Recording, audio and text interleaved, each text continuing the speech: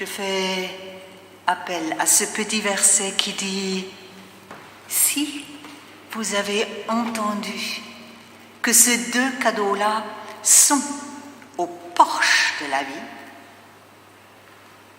si vous les accueillez, votre avenir est un devenir enfant de Dieu. »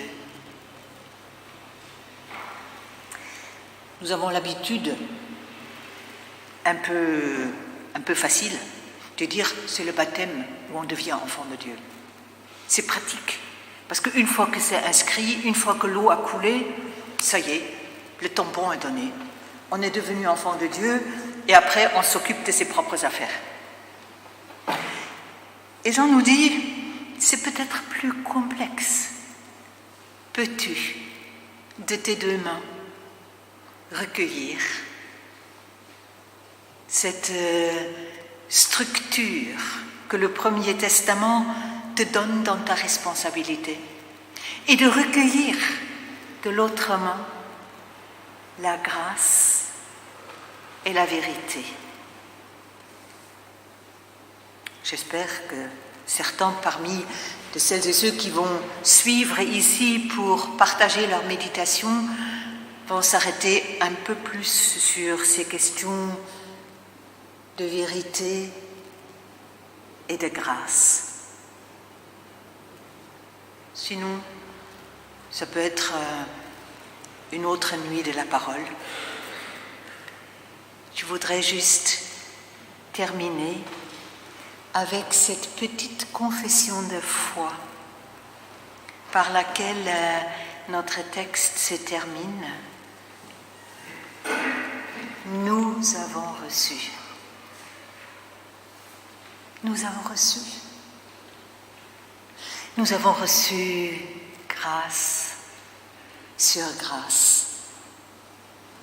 C'est la plus belle confession de foi que je connaisse. Elle n'énumère rien. Elle laisse entier ce qui est mystérieusement inscrit dans nos vies, comme un levain, comme un souffle, comme une fraîcheur, comme une source qui chante, comme une musique qui l'emporte. Grâce sur grâce, le sans-mesure de Dieu pour que la vie, la nôtre, lui ressemble. Donné et reçu.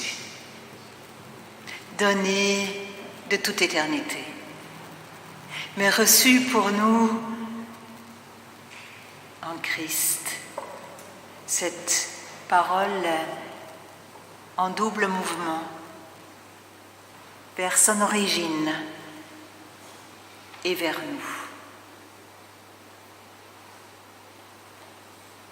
Nous avons du mal à parler en plusieurs directions en même temps. Cette parole qui nous prend, qui nous façonne, qui nous pétrit et fait ressortir cette présence lumineuse déposée en nous depuis notre naissance. Cette parole nous amène vers les sources d'éternité et nous amène vers le frère, la sœur, à côté de moi.